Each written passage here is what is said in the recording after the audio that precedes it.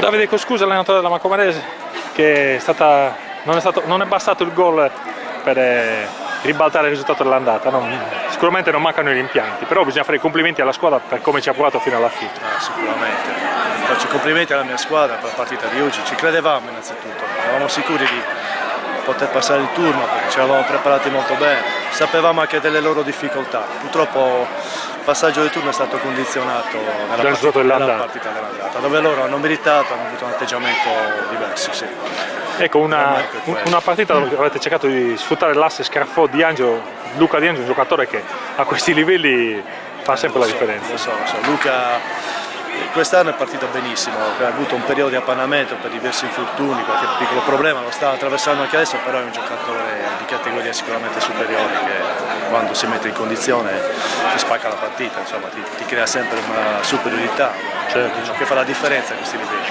Ecco Davide, sicuramente con questo spirito dopo la sosta pasquale la Macomarese può centrare la salvezza.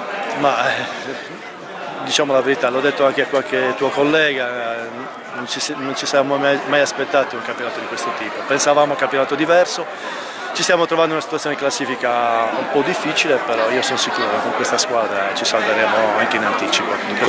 Cosa hai detto ai ragazzi prima della partita? Quando si devono recuperare 2 gol, insomma, è sempre difficile.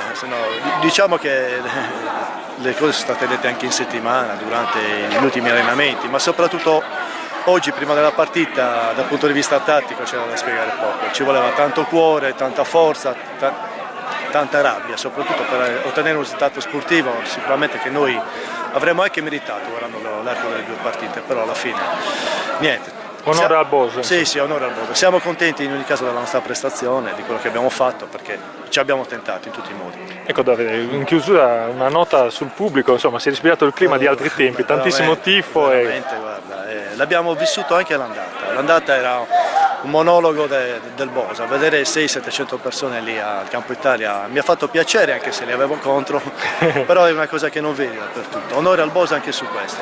Oggi c'è stata qualche presenza in più da parte nostra, diciamo qualche ragazzo è stato coinvolto, ma non quello che necessita per fare campionati di un certo tipo qui a Macomarese.